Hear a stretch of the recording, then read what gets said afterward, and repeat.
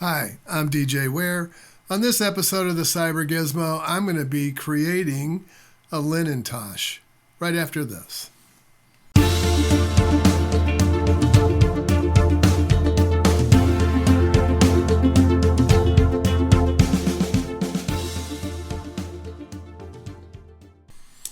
So yeah, you heard me right. I said Lin-in-Tosh.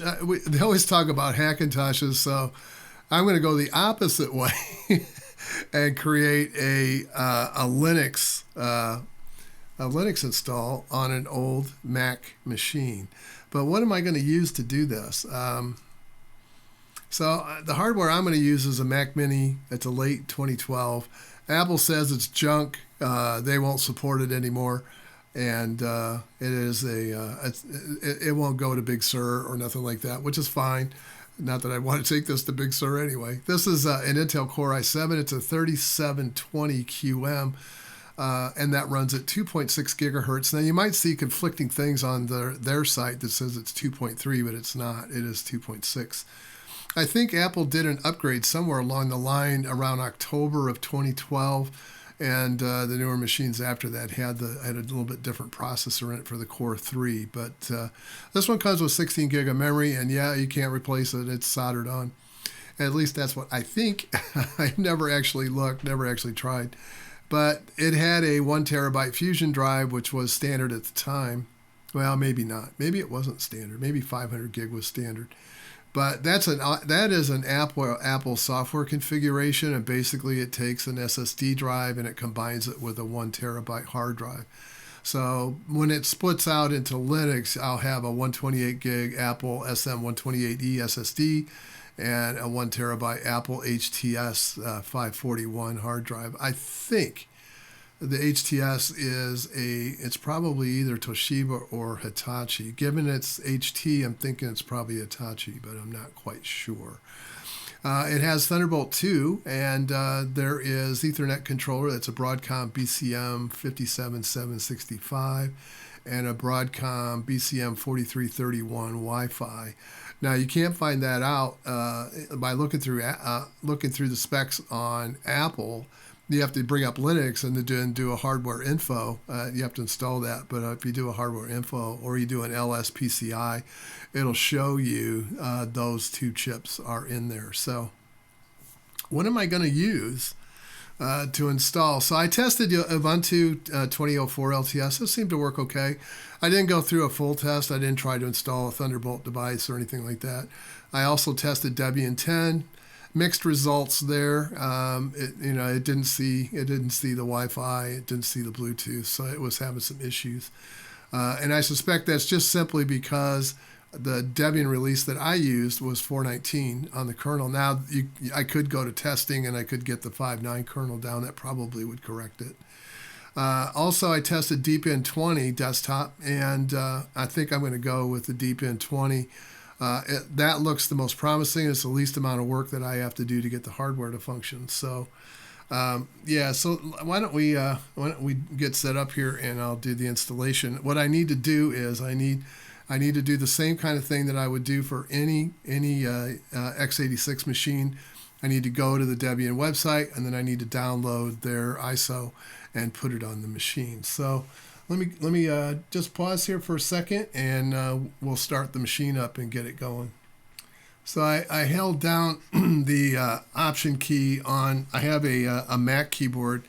I could not get this to work using normally that Option key would be like the Windows key, but it doesn't translate the same. So there are two EFI boots on here, and I think that one is probably the one that's on the hard drive itself, but anyway, I think this is the right one I need. Yes, it is.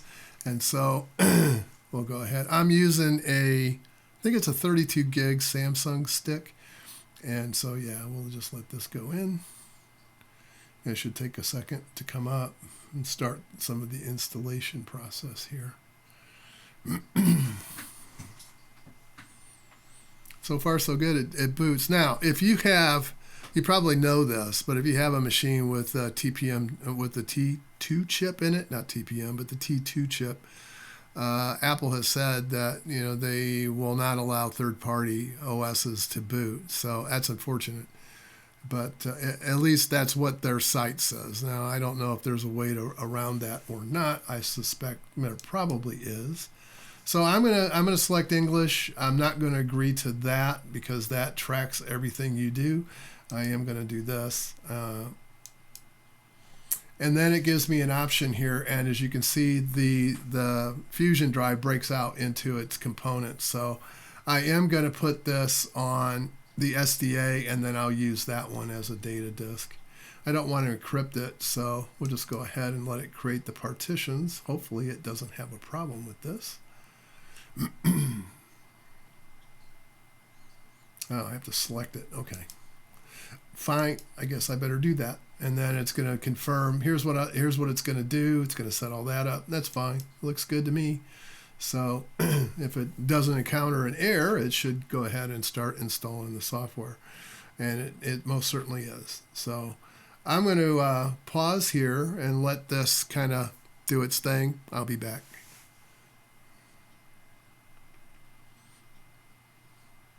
Okay, so it's successfully installed, and I'm going to go ahead and reboot it. It says to click the button and then reach over and grab the media and uninstall it immediately. Okay, well, I'll do that. And I'll go ahead and back this out. And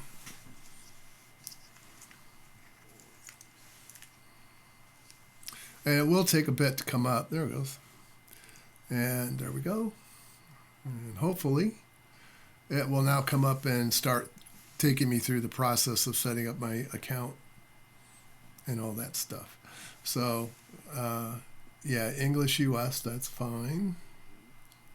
And you can, and then hopefully I can get close. If I click over here where Chicago is, yeah, it's kind of off. There we go. So, I'll go ahead and do that. Select, what do I want here? Okay, we'll do that. And then I'll put in a username.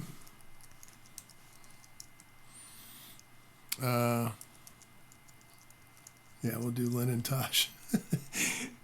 hope they don't copy strike me for that, but hey, they might.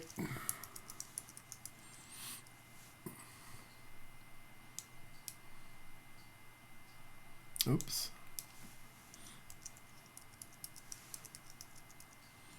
There we go. And then it does see my Ethernet. It has set that up. So it's asking me what now normally if I was going to leave this up for any length of time, I of course would make this a static, but this is fine for now. And then it goes through some tuning on the system. And then I'll want to do my usual thing. I always update first, reboot, then we'll check over some of the things and see if everything is working. I want to check and see if the Bluetooth is working and the Wi-Fi is working. I already know the network is. At least the Ethernet controller is working. The problem with, the interesting thing about Broadcom is that it's hit or miss. I mean, on some of these, whether or not those drivers are in there. Some of them will be, some of them won't. So while it's doing this, I guess I'll pause again and wait for it to finish whatever it's doing. It restarted. Well, sort of. It just restarted the X Windows session, I think. So we should be good to go here. Let's see what we got. I may have to take my portrait down here for a minute so that we can see. Then you have this little demo that I think I showed you before. I'm going to leave this in fashion mode. If I want it to look like Windows, I can switch it to that. But since this is a Lin-in-Tosh, we kind of want it to look a little bit like that. And then you have a normal mode and an effect mode, so which basically gives a nice transparent background, which I think we'll leave that on. This isn't the greatest graphics card in the world. It's part of the chip. I think it's a Iris 4000. But yeah, it's not the greatest. The bloom's fine. And we should be done. So now the next thing I need to do is go and find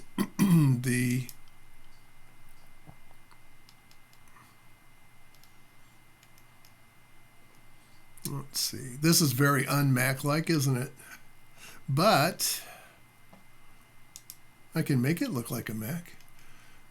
So, yeah, we can do the launch control. Let's see. I'm looking for Control Center and network. So that's the first thing I want to go to. And yes, it does see the wireless adapter, and it is scanning, through whoever it finds. So I guess that's good. And so that looks good. I guess the next thing to do is to find a terminal window.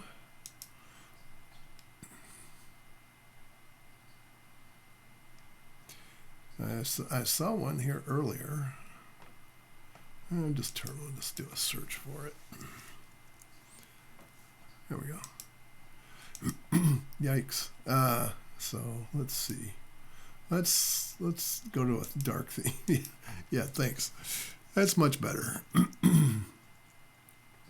All right. So this, of course, is built on Debian. So I should just be able to do an update. Get my cache refreshed.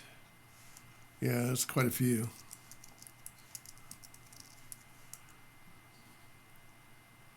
All right, I'll be back. It's going to be a while. Okay, so that's done. So while we're doing that, let me get the rest of the stuff that I want.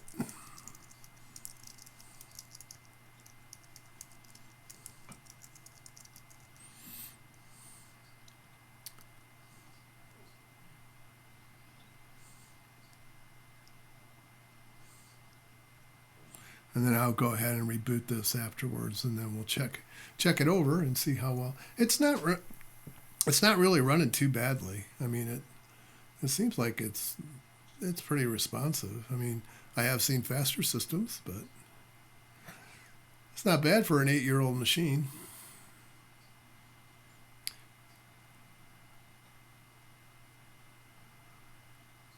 This is a quad core, I think. I think it's a quad core. All right, so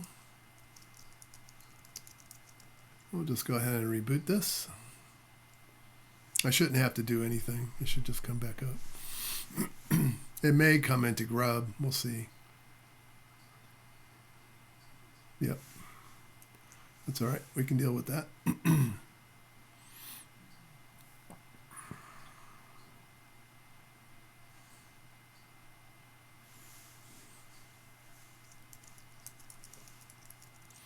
Yeah, the graphics is not stellar, but it's doing all right.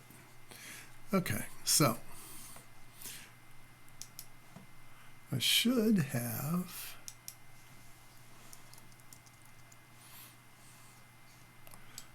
you can send this to the doc just like anything else, so we'll do that. Okay, so the next thing I want to do is I put this script on here, and one of the reasons why I put the Spectre install shell on here was because I am curious if the firmware has been updated on this. This will determine whether I use this or not. And so we'll just see what happens here as it goes through its test. I have not run this, so we're looking at this with me. I got one vulnerability, which is on the special register data sampling, one of the newer ones. So that's better than some of my machines do. I'll tell you that. What I'll do is I'll hunt down the fix for that and upgrade the machine so that I get the appropriate firmware. But yeah, it's not doing too bad. It could have been worse, that's for sure. Oops. Let's see. The next thing I want to do, I know I'm using the command line. Sorry, Mac people, but some of these tools are shell scripts. So actually what I want to do is get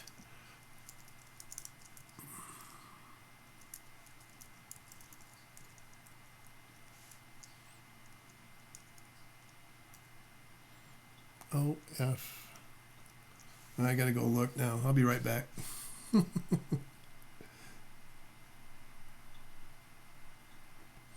Okay, so let's go ahead and do this. Oh, I guess I better tell it to clone it. That might help.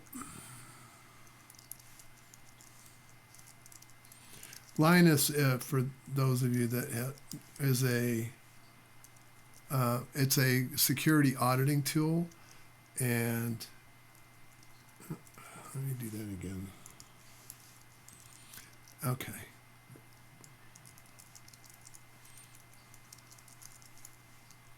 There we go. Unknown. I think I got that before on Deepin. Even though it really should record itself as Debian, but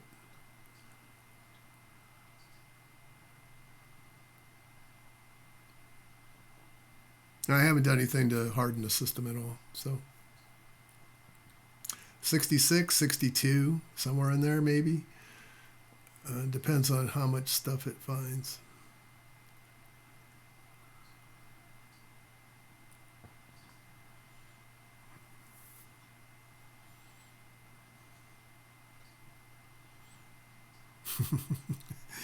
Yeah, you can tell it's an older processor. It's taking some time. All right, let's take a look and see what we got here. 60. Wow. Okay, so this is let's see why. Reboot of the system is most likely. I've seen this one before, even though I have. Can't find. Oh, okay. Yeah, we need to fix that. And then the IP tables. That will definitely count you down. This one will. I think I ran into that as well when I was reviewing. So this is not unique. I was reviewing Deepin for the first time. So what is it I really want to check here? So let's look at, now I have been running some stuff. 600. I think this is pretty close to what I was getting before, 650 meg. So it's not bad. I mean, for the type of desktop it is, it's certainly better than a Mac OS. Mac OS is about 8 gig. Yeah, just bring it up. It'll take about 8 gig. So it's certainly a lot lighter weight than the Mac OS is. And that was the last time I ran it was with Catalina. So yeah, it's been a while since this one has been updated to something other than a Mac OS. Let's see. Let's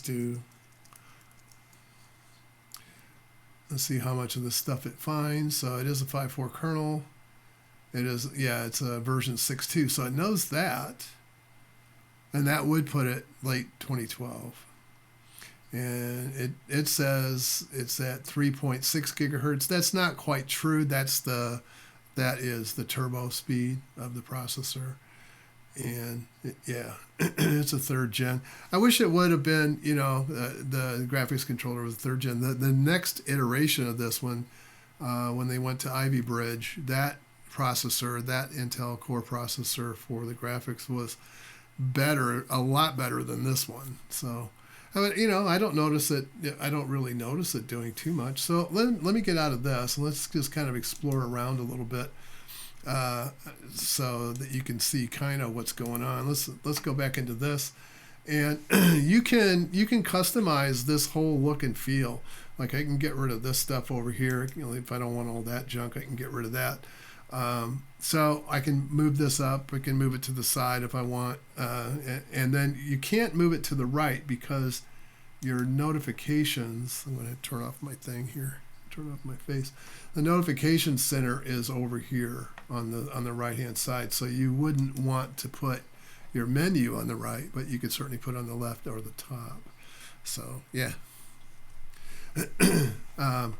So the next thing I want to check out is, can I load a Thunderbolt device? And to do that, I got to go out to, I have to remember how to do this. I think I have to go get the Linux headers for this to work. So, yeah, that's done. Okay, so I want to go to support, and then I want to go to, it's a capture and playback device.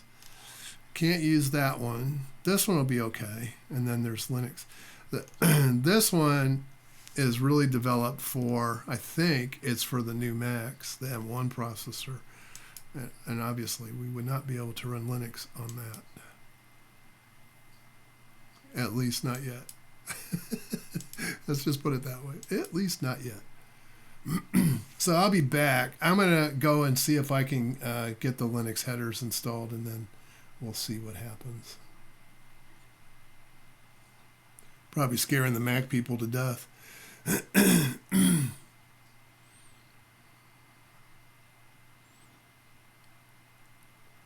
That's a bit old. 5.3. Where's the 5.4?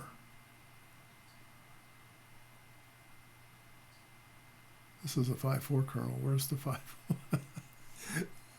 Figures it would download the 5.3 ones. All right, let me fix that. Okay. So let's see if I can find these. So let's see. They're in my download folder. I've unpacked it. And we want...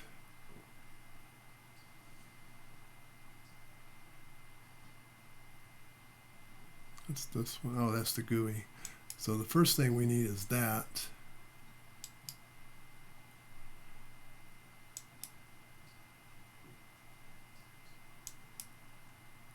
And we'll see if this goes.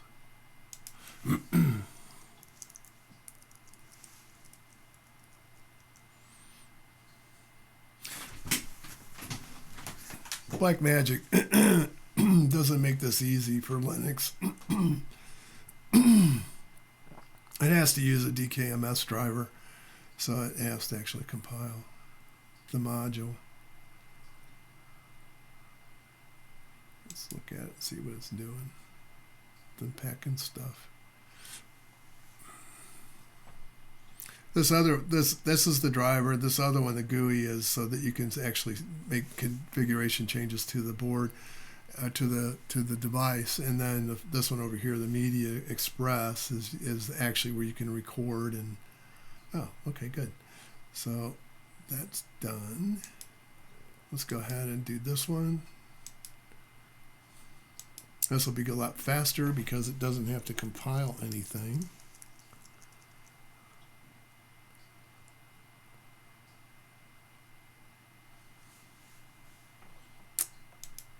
Okay, and then we'll do this one, the Media Express.